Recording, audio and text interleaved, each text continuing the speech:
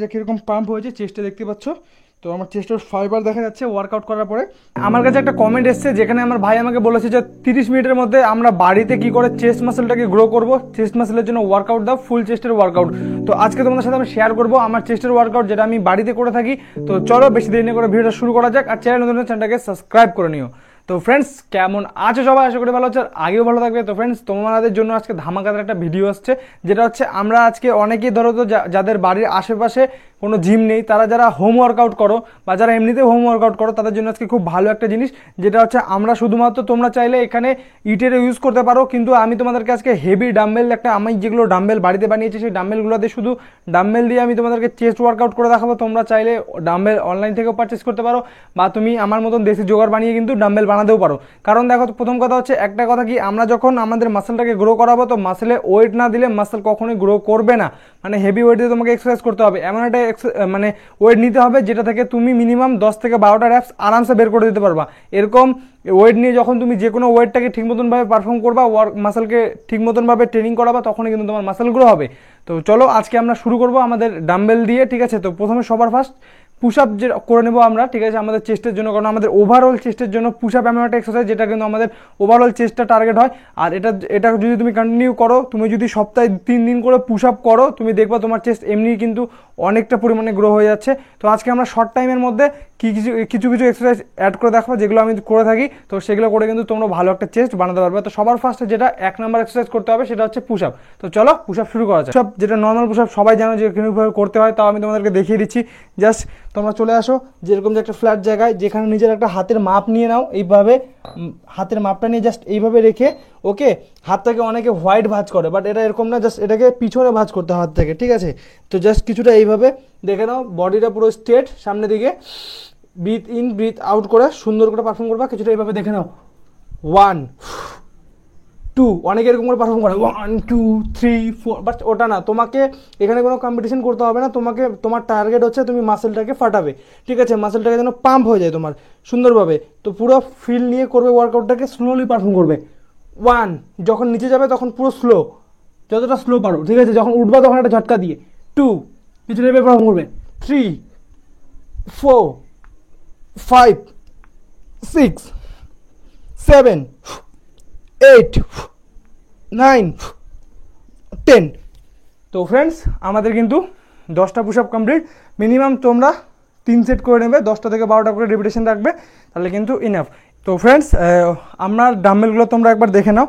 তো তোমাকে ওয়ার্কআউট করার জন্য হয়তো এরকম বাড়িতে বানানো ডাম্বেল লাগবে, বা তোমার কাছে যদি কেনা ডাম্বেল থাকে তাও হবে। তাছাড়া তোমরা চাইলে কিন্তু ইট দিয়েও শুরু করতে পারো, কারণ ওয়ার্কআউটটাকে আগে ঠিকভাবে শেখো, তারপরে কিন্তু হেভি ওয়েট ইউজ করবে তোমরা, ওকে। তো সবার ফার্স্টে দেখে নাও, আমি এই দুটো ওয়েট দিয়ে আজকে চেস্টের এক্সারসাইজগুলোকে করবো। তো জাস্ট যার জন্য এরকম একটা আমাদের বেঞ্চ দরকার হবে। তোমরা বাড়িতে বেডেও করতে পারো, বাট বেডে হাতটা বেশি পিছনে নিয়ে যেতে পারবে না তুমি, যার জন্য আমি বেঞ্চে করি। তো চলো জাস্ট শুরু করা যাক। আমরা ওয়ার্ম আপ করে নিয়েছি চেস্টের জন্য। জাস্ট এটাকে এখন আমরা করবো ফ্ল্যাট বেঞ্চে ডাম্বেল প্রেস, কিছুটা এভাবে পারফর্ম করবো, দেখে নাও। জাস্ট চেস্টটাকে আপ করে রেখে, ওকে, ডাম্বেলটাকে জাস্ট এইভাবে হালকা একটু ব্যান্ড করে পারফর্ম করতে হবে, কিছুটা এইভাবে। 1 2 3 4 5 6 7 8 9 10 11 12। তো ফ্রেন্ডস এটা ছিল আমার 1 নাম্বার এক্সারসাইজ। এটারই কিন্তু আমি 3 সেট করি, মানে এরকম করে 3 বার করবো। আর রিপিটেশন মানে হচ্ছে আমি কয়বার মারলাম, যেমন এটাতে 12 বার মেরে দেখালাম, সেরকম করে কিন্তু আমি 12 বার। যদি তোমার কাছে ওয়েট ক্যাপাসিটি অ্যাভেলেবেল থাকে, যেমন আমার কাছে ওয়েট ক্যাপাসিটি অ্যাভেলেবেল আছে, যেমন আমার কাছে 5 কেজি আছে, 7.5 কেজি আছে, এগুলো হচ্ছে 10 কেজি ডাম্বেল। তো তোমার কাছে যদি এরকম ডাম্বেল থেকে থাকে, তাহলে কিন্তু তুমি ওয়েটটাকে প্রত্যেকটা সেটে ইনক্রিজ করবা, ঠিক আছে। এবার আমি তোমাদেরকে একটা ওয়েট দিয়ে দেখাচ্ছি, এবার তোমরা কিন্তু তোমার কাছে ওয়েট ক্যাপাসিটি থাকলে প্রত্যেকটা সেটে ইনক্রিজ করবা, আর সেখানে হয়তো তুমি তোমার রিপিটেশনটাকে কমাতে পারো, ওকে। তো এটার মিনিমাম 12 থেকে 15টা রিপিটেশন করলে যথেষ্ট।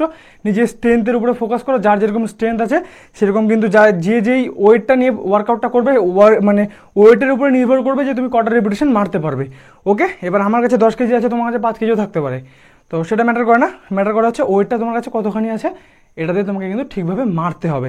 এরপরে নেক্সট আমরা 2 নম্বর এক্সারসাইজ করবো আমাদের চেস্টের জন্য, সেটা হচ্ছে জাস্ট ডাম্বেলটাকে এভাবে ধরে, ওকে, সেই ফ্ল্যাট বেঞ্চে, ওকে, ডাম্বেল ফ্লাই কিছুটা এইভাবে করি আমি এটাকে, দেখে নাও। এটা যদি করো তুমি ওয়ার্কআউটটা, মিনিমাম তোমার চেস্টটা কিন্তু অনেকটা বড় দেখাবে, অনেকটা চওড়া হয়ে যাবে তোমার চেস্টটা। তো এটাকে করতে হবে জাস্ট কিছুটা এইভাবে, এই দেখো, 1 2 3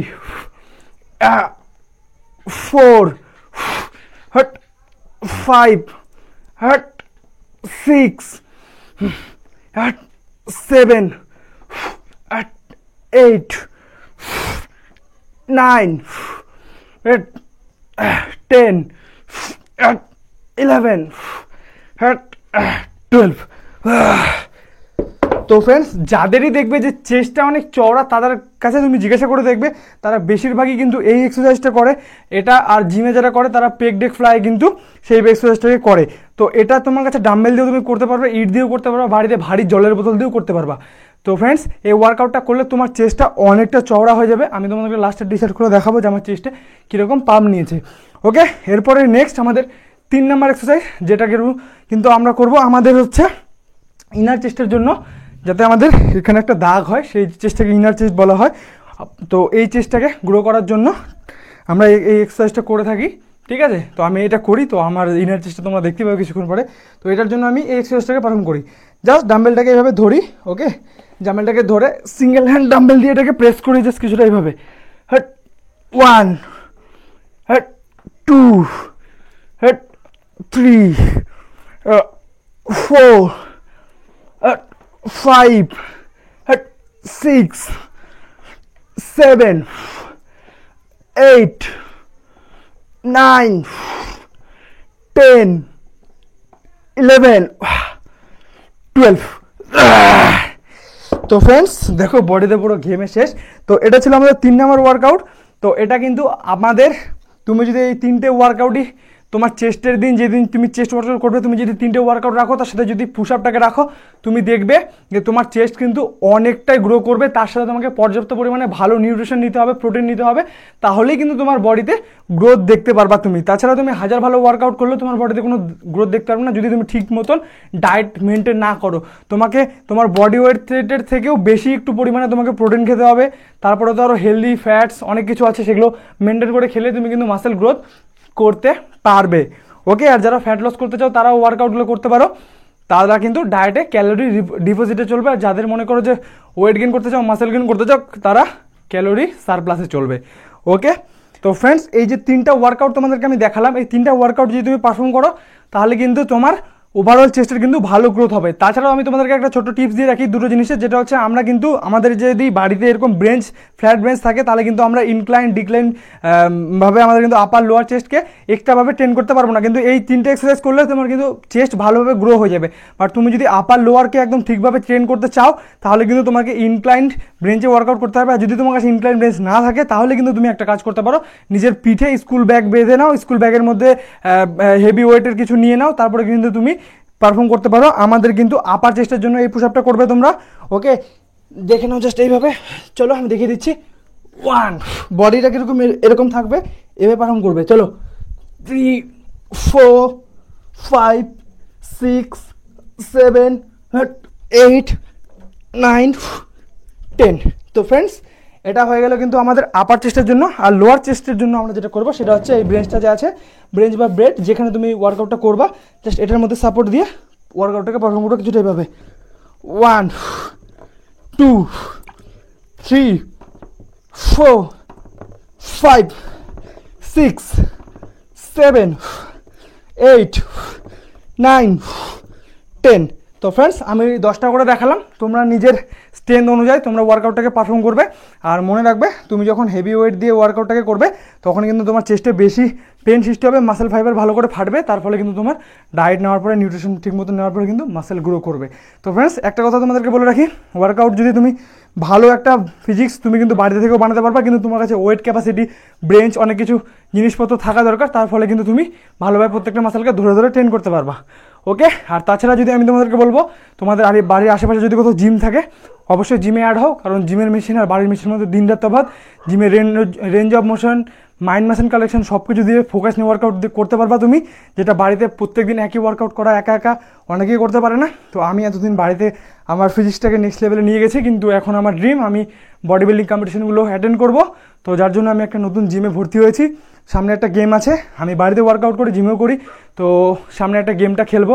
তো যার জন্য এখন প্রিপারেশন নিচ্ছি, লেগে কাজ করছি, ব্যাগে কাজ করছি, প্রত্যেকটা বডি পার্টে ধরে ধরে কাজ করছি। আর এটা বুঝতে পারছি যে বাড়িতে ওয়ার্কআউট করে একটা টাইম পর জিমে তোমাকে অ্যাড হতেই হবে, কারণ তোমাকে সেরকম লেভেলের ফিজিক্স বানাতে গেলে, আর তুমি যদি নর্মাল ফিটনেস করতে চাও তাহলে তুমি বাড়িতে থেকে বানাতে পারবে, যেটা আমি বানিয়েছি। তো আমার এই ফিজিক্সটাকে আরও নেক্সট লেভেলে নিয়ে যাবো, তার জন্য জিমে অ্যাড হয়েছি। তো তোমাদেরকে আমি ছবি দিয়েছিলাম। তো এই ওয়ার্কআউটগুলো যদি তোমরা পারফর্ম করো তাহলে কিন্তু সুন্দর একটা বডি তুমি বাড়িতে কিন্তু বানাতে পারবা। তো চলো এবার আমরা দেখি চেস্টটা কীরকম পাম্প হয়েছে। ওকে, বডিতে পুরো ঘেমে শেষ। তো চলো। তো গাইস, ওয়ার্কআউট করে সত্যি মজা পেলাম, চেস্ট পুরো ঘেমে একদম সেই। তো দেখো এবার বডিটা কীরকম পাম্প হয়েছে, চেস্টে দেখতে পাচ্ছ। তো আমার চেস্টের ফাইবার দেখা যাচ্ছে ওয়ার্কআউট করার পরে। তো হেভি ওয়েটের ডাম্বেল নিয়ে এটা একটা সুবিধা যে তুমি হালকা ইট দিয়ে ওয়ার্কআউট করলে এতটা রেজাল্ট ভালো পাবে না, বডিতে পাম্পও বুঝতে পারবে না। কিন্তু যখন একটা হেভি ওয়েট নিয়ে ওয়ার্কআউট করবা তোমার বডিতে কিন্তু আলাদা একটা পাম্প দেখতে পারবা, যেটা তোমরা এখনও দেখতে পাচ্ছ আমার বডিটা। তো বডিটা কেমন লাগছে অবশ্যই কমেন্টে জানিও। ওকে, আর পাশে থেকো, আর এরকমই ফিটনেস টিপের চ্যানেল সাবস্ক্রাইব করে নিও। আর তোমাদের কী টপিকে ভিডিও লাগবে অবশ্যই জানিও। ভালো থেকো, সুস্থ থেকো, দেখা হবে নেক্সট ভিডিওতে। Love you all, tata.